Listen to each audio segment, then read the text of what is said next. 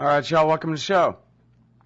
It's Anti-War Radio on chaosradioaustin.org, lrn.fm, anomalyradio.com, antiwar.com/radio, and who knows where else. I don't know. Some FMs here and there from what I heard. Also on KCR in Riverside. And soon enough, I'll have my own show on KPFK. You just hold your horses. All right, we're going straight to our first guest on the show today, Cindy Corrie. She is, I guess I'll say she runs the Rachel Corrie Foundation at rachelcorriefoundation.org. That's Corrie for Corrie, the rachelcorriefoundation.org. And she's the mother of young Rachel Corrie, murdered by an Israeli commando in 2003. Welcome back to the show, Cindy. How are you? Thank you for having me. I'm doing fairly well. I'm in the U.S. at the moment for a very short time, so I'm a little bit jet-lagged. I came from Israel just a few days ago, actually, and I'm headed back there. So it's a challenging time for our family, but an important time. Mm-hmm. Now, you guys have filed a civil lawsuit against the IDF, is that right? That's true. The lawsuit is actually against the state of Israel and the Ministry of Defense in Israel, which is the IDF, basically, the Israeli military. Mm-hmm. And now, pardon me, but I'm sure you're more upset about it than me, so I guess it's all right. But it seemed like a joke, I thought, perhaps, when I read the AP story, which described the circumstances in which the driver of the bulldozer was made to testify and the access that y'all had to his testimony. Can you tell us about that? A couple of days before an earlier witness in October testified, one of the soldiers, there were two bulldozers at the site the day that Rachel was killed, and they each had two people inside of them, a driver and then a commander of the bulldozer who is charged with being a second set of eyes, seeing what's going on and actually directing the driver. There was also an APC vehicle there. The commander of the second bulldozer testified earlier in October, on October 7th, I believe was the date, and immediately, or just within 48 hours of his testimony, we received word through our attorney that the state had requested of the court that this particular witness and other witnesses who were on the ground that day be allowed to be behind a screen in the court and to testify from behind the screen. Even though the case has been going on now for months and months and months, this was the first time that they brought up the possibility of a screen. They based their request on something called a security certificate, which was signed in 2008 by Ehud Barak, the Minister of Defense in Israel. It was specifically for our case, although it's based on some old law that I understand goes back, I think as far back maybe as 1948. But that indicates that for security reasons, they can place limitations both on the information that we get, but also on the contact with the people that were involved. So we objected, of course, to the screen. I think for each of our family members, it's a bit different for each one of us, but in varying degrees. It was very important for us to be able to see the people directly, to hear their testimony, but also to be able to just try to see who these people were, to be able to judge them as whole, complete human beings, to see their body language, to see their facial expressions. I think we all use all of that kind of information in the judgments that we make about any person that we encounter. So that was, of course, important to us. The court, the judge, there's one judge who hears the case. There's not a jury, but there's one judge. And he listened to arguments for a short time, but then ruled in favor of the state. There were two witnesses who have had some public exposure. One is the commander of the armored personnel carrier that was at the site that day, and he was actually the commander of the unit on the ground. And he has appeared on Israeli television soon after Rachel was killed. And also, my understanding is that it's the commander of the bulldozer that ran over Rachel also has some public exposure. And so the judge ruled that those two people would not testify from behind a screen, but that other witnesses would. At that point, our attorneys requested that our family members, my husband Craig, my daughter Sarah, and myself, would be able to see the witnesses. There's a place in the courtroom where we would be able to sit and see the witnesses, but others in the courtroom, media and other people that would come to observe, would not be able to see. Our attorneys are able to see the witnesses. So they hope to extend that to our family members as well. That was denied. The state said they couldn't take responsibility, and they're saying that it's, for security reasons. And we appealed that. We actually took an appeal to the Israeli Supreme Court, but one judge at the Supreme Court looked at that request and declined for the Supreme Court, as I understand it, to really hear the case. They decided that the judge was within his power to make that decision. So when we finally did hear from the driver in the bulldozer, he was in fact behind a makeshift screen.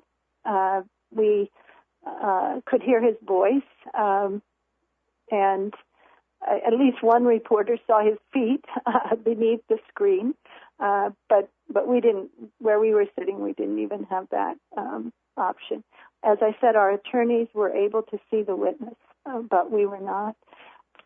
For me personally, for all of our family, it was a difficult day, of course. But I think I can talk more about just the kind of limitation. It felt like we were being pushed away from the process. And for the state of Israel, for the Israeli government to say that for our family members specifically not be able to see for security reasons seemed like an insult to all of us. But I think in terms of even for the witness himself, I think the fact that we were not able to see him and to see the whole human being made it harder, I think, to certainly make a complete judgment about what he had to offer, what he had to say, and about who he was. But in some real sense, I feel like I never encountered him. I did hear the words, but I didn't have a chance to see the human being. You were cheated out of your lawsuit. I wouldn't go that far at all, because I feel like the lawsuit has achieved a lot of important things already. It has the information that we're gaining by being able to hear from all of the witnesses that are testifying is extremely important. This particular witness, I know, was key for our family, and I know that there was a great deal of media interest in the driver coming and so forth. I know for a lot of people that's the story. I personally think the story is much, much bigger than that. And there are many other people that hold responsibility. And we will have still a chance to hear from some of those people. There are 8 witnesses from the state remaining. One is the commander of the bulldozer that killed Rachel. The other is the commander of the unit on the ground, the APC person that I mentioned. Now, I'm sorry, hold it right there, Cindy. We got to take this break. We're talking with Cindy Corrie. She's Rachel Corrie's mother. The website is Rachel Corrie Foundation.org, the Foundation for Peace and Justice there. She's suing the Israeli military. We'll be back to talk about more of this story. All right, y'all, welcome back to the show. It's Anti-War Radio. I'm Scott Horton. I'm talking with Cindy Corrie. She's suing the Israeli government, the Israeli military, for murdering her daughter in the Gaza Strip back in 2003.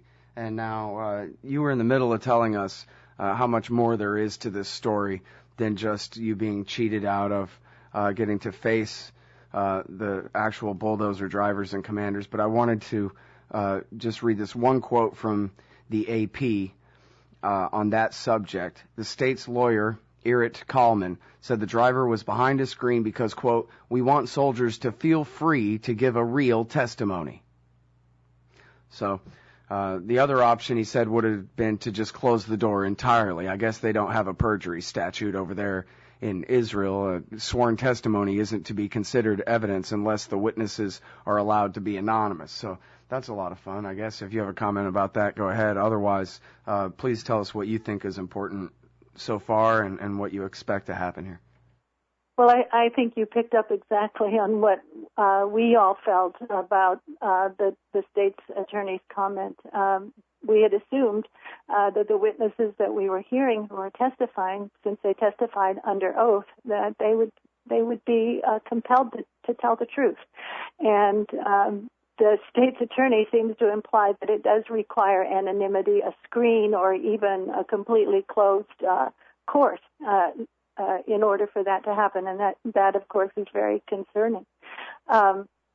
In terms of where we're headed now, and I think for your audience to know, this has been a very long process, certainly over the course of years and years for us to get to this point. But the trial itself started in March, on March 10th. We had naively assumed that it would be that it would probably wind up there.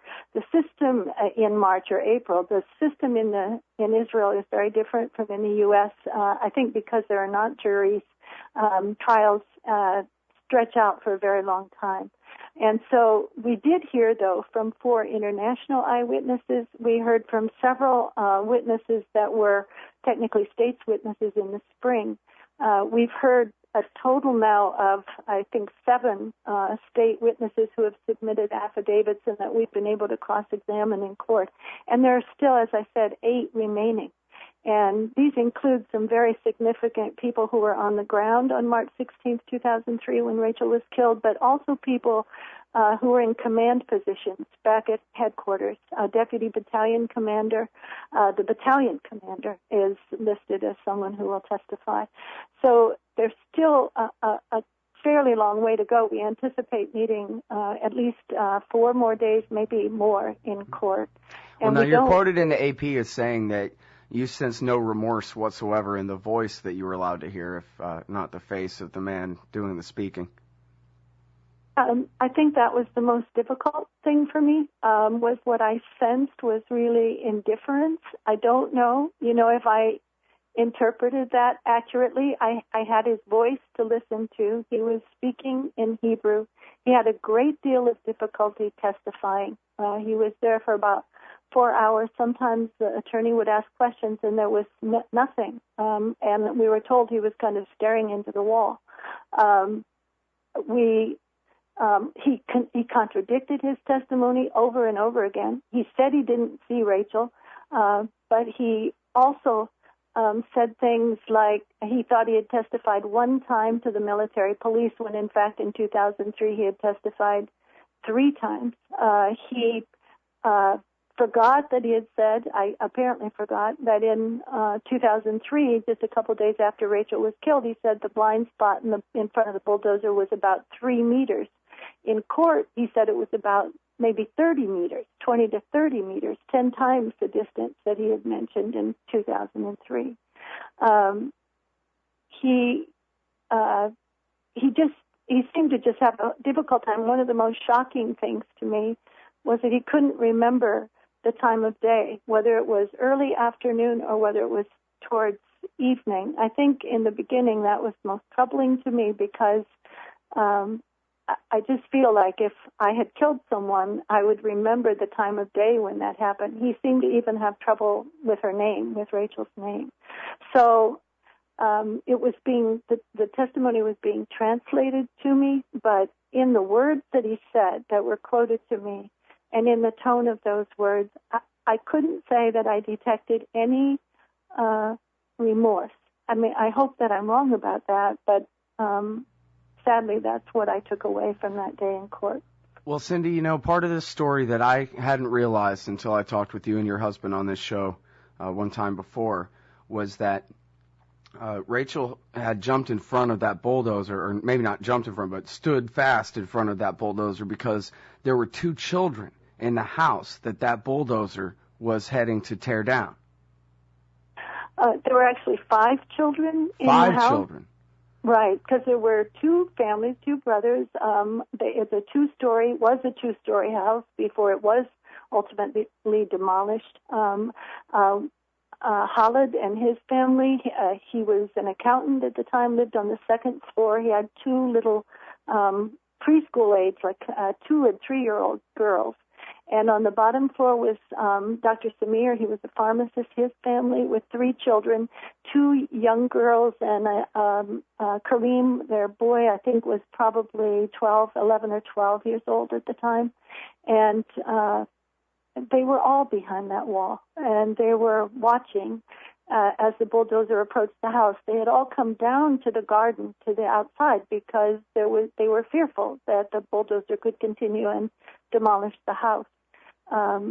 Rachel had spent time. She had slept with this family. She'd made phone calls to our house from theirs. She slept in a pile of blankets at the foot of the parents' bed with the kids, because the kids' bedroom was the one that was most exposed, and they couldn't sleep there at night because that's when so much of the shooting from tanks and so forth would come into their walls. That house stood for a short time after Rachel was killed, and Craig and I visited it in September of 2003, and the kids took us and showed us the bullet holes into their walls that had come from tanks. And just a short time after we were there in October, the house was made completely unlivable. It was really the only house left out there on that border strip when we visited, and it was completely demolished in the spring of 2004. All right. Now, I don't know. There's a lot of different things to ask, I guess, but I think it's worth pointing out, at least to the audience, that they know, at least according to AP's story here, that the lawsuit is for $1, the symbolism of getting some kind of process done, and then plus the travel expenses for your family and your witnesses. I know people oftentimes, whenever they hear about a dollar sign, they put that as some kind of motive or want to interpret the worst. So $1 in 2010 dollars is worth about 25 cents. And so I thought that was worth bringing up. Scott, I don't know if there's time, but I would really like to explain that. Go ahead. Because it's not completely accurate, and there's been a lot of miscommunication about it in the media. This is a civil trial. We didn't have the opportunity for a criminal trial once the military police investigated and found no responsibility at all. This was the only choice that we were left with, and the position of the U.S. government continues to be that there has not been adequate investigation into Rachel's case, and that their questions to the Israeli government go ignored or unanswered. There are representatives from the U.S. Embassy in the court every day, often 2 people there, and the consul general has been there at times. So it's not just our family that says there hasn't been accountability here. It's our U.S. government as well. But in terms of the damages, there's a lot of confusion. Civil trials, it's true, if fault is found, they result in damages, and that's just the nature of the animal. But this suit on our family's behalf has always been about finding information and accountability, and that has been a 7-year journey for us in different ways. Normally damages would not be discussed at this portion of the trial, but there are 3 different kinds of damages in a case like this, as it's been explained to me. There are the kind of expenditures that have come as a result of Rachel's killing, and I think that would include our expenses for the trial. There's also something that's more like what we would call pain and suffering in the United States, and then there are punitive damages. And in the March phase of the trial, we were forced into a position of naming an amount for the punitive damages, because those are damages that are applied sort of above and beyond by the court, above these other two kinds of damages. And at the time, there was a witness. He was the doctor who did the autopsy on Rachel's body, was testifying, and he testified to violating an Israeli court order that said there had to be a representative of the U.S. government present before Rachel's body could be autopsied. And the judge was actually going to sort of stop the line of questioning because he said it didn't really apply to what happened to Rachel. But we are charging that there was evidentiary damage done by this doctor who violated his own country's court order. And at the point that we asked that, or our attorneys did, we had to name, the judge gave us 5 minutes to decide on an amount for punitive damages. And it was at that point that for that portion of the damages, we decided to say $1. There are some other sort of complicated reasons for why we did that, having to do with how much money we would have had to give to the court if we made a claim for anything higher. But that was the nature of it. So I just want people to be clear. This is just not the phase where damages are dealt with. Before that would ever happen, the judge would have to rule in our favor and so forth, and that's not going to happen for some time. I mean, a decision won't come for some time. But I'm concerned that there's a lot of misunderstanding around it. Well, that often happens when we read the Associated Press, so I'm glad that you had a chance to clear that up. Thank you for giving me the opportunity, and I just want to reiterate that for us, it's always been about accountability and information, trying to figure out what happened here and having some accountability for it, really not only for Rachel, but because there's so little accountability for what happens for everybody who is damaged in this region. Well, I guess looking at what happened to poor Furkan Dogan, you guys are relatively or comparatively lucky that the U.S. government has taken an interest in your case at all. I mean, I guess if they really wanted to make demands, then they could, at different levels of strength.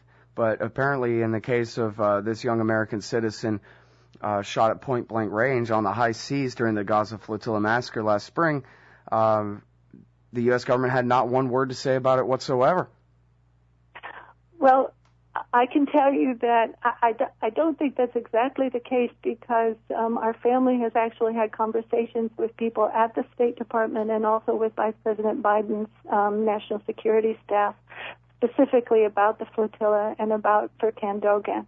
I know that he is on their minds.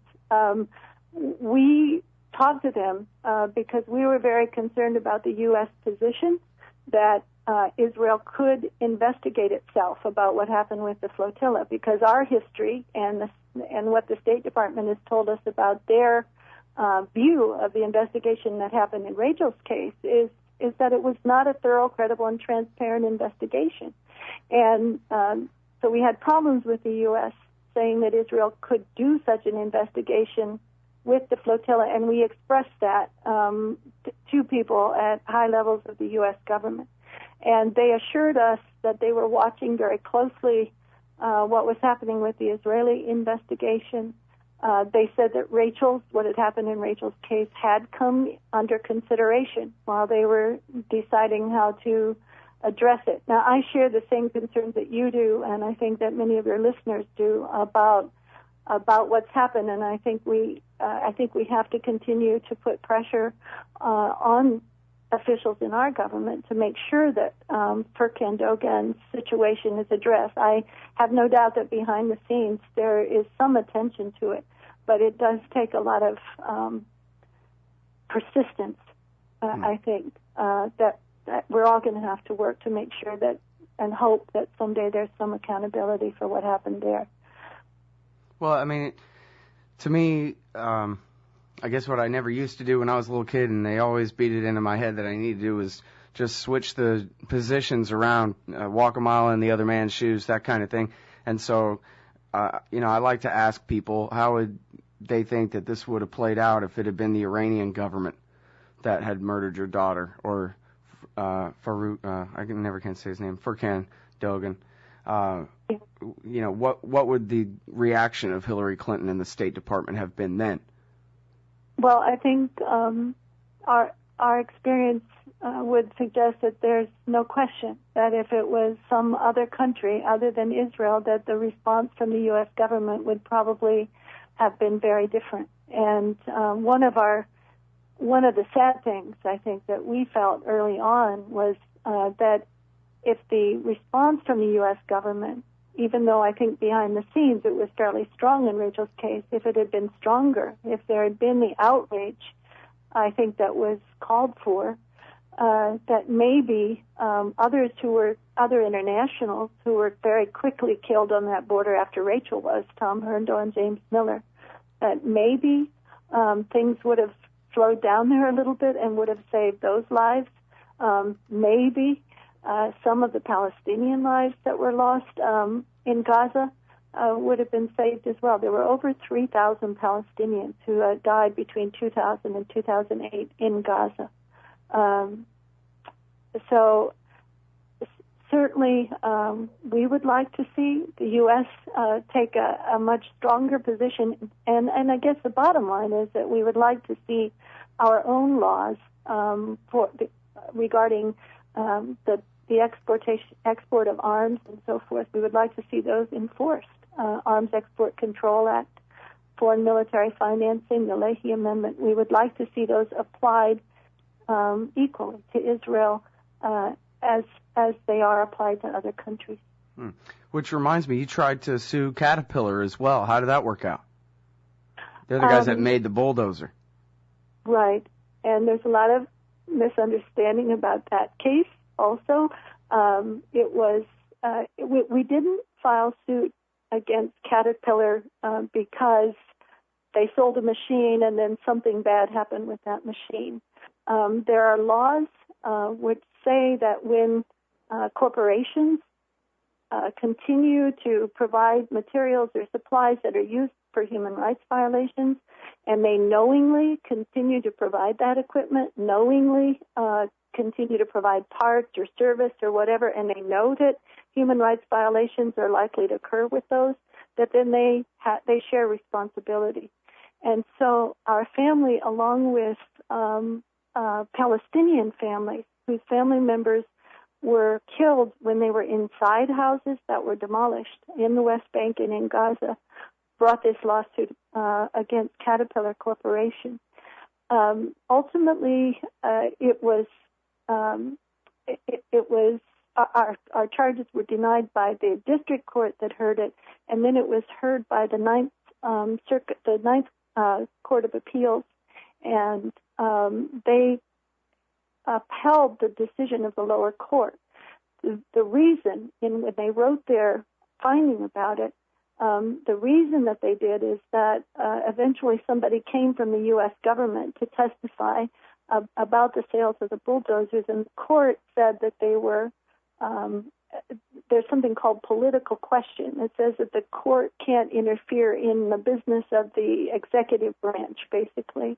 And the court said that they were really cognizant of the fact that if they heard the case or if they ruled against Caterpillar in this situation, that they would also be implicating the U.S. government possibly in human rights violations. So it wasn't that you didn't have a case against Caterpillar, it was just that your case against Caterpillar could have spilled over. That's right. That's exactly right. And it was disappointing. It was disappointing that we weren't, to the attorneys particularly that were working on it, that we weren't able to go ahead and pursue more information in the court about how all of the sales and that kind of thing work. But I think it's important for people to understand that this law exists really to prevent human rights violations, and that much of that law actually came out of World War II and out of what happened during the Holocaust and so forth, when corporations that had contributed to that were held responsible. Yeah, in part by Harry Truman. I think you're right, but I'm not sure about that. Yes. Yeah, they seized Averill Harriman's bank. Then they made him the ambassador, or the other way around. I forget. Anyway, I don't know about that. Yeah, no, I think that's actually very interesting, though, that, here's these laws apply to private companies, along the lines of the Trading with the Enemy Act kind of thing, Trading with Human Rights Abusers Act, or whatever they call it. And then for you to make your case, you'd have to, obviously the implication would be that American taxpayers paid Caterpillar to ship those bulldozers over there, and that the Bill Clinton, George Bush, Barack Obama administrations are just as guilty of violating this statute as Caterpillar. And so therefore they just cut the whole thing off and even cite that as their reason for doing so, huh? That's basically what they said. And for people that are interested in it, there's a lot of information about the case at the Center for Constitutional Rights website. Mm-hmm. It's CCR, Center for Constitutional Rights, and if people go and Google there, the Rachel Corrie case, all the files related to the case will come up, and people don't have to take my word for it. They can read what's been written about it and so forth. Okay, now we only have about, if we're lucky, a minute and a half left here. I guess I'd just like to give you a chance to make any closing comments you want. Tell us about Rachel a little bit if you want. Well, I work really hard to hang on to a lot of things that I learned from Rachel, and that I know were important to her as we're doing some of this really hard work right now. It's emotionally draining work. And I'll admit that our family is tired. But I tried to keep in mind that day when we went into court to hear from the bulldozer driver that she had tremendous empathy. And I think she also had determination. And she wanted us to keep Gaza and the people there and what they were suffering in mind. But she also wanted us to remember all the others that are impacted as well. And I can tell you from spending a couple months now in Israel, that's everyone there. And all of us here are implicated in what's happening there and are impacted by it too. So I just think that we have to insist on a solution to this somehow and an end to the tragedy. All right, everybody. That's Cindy Corrie, Rachel Corrie's mother. Google up Cindy Corrie in the news, and you'll see there's a lot of it about their civil case going on right now against the Israeli Ministry of Defense for murdering their daughter. The website is rachelcorriefoundation.org, and I sincerely thank you for your time on the show today. Thanks for having me.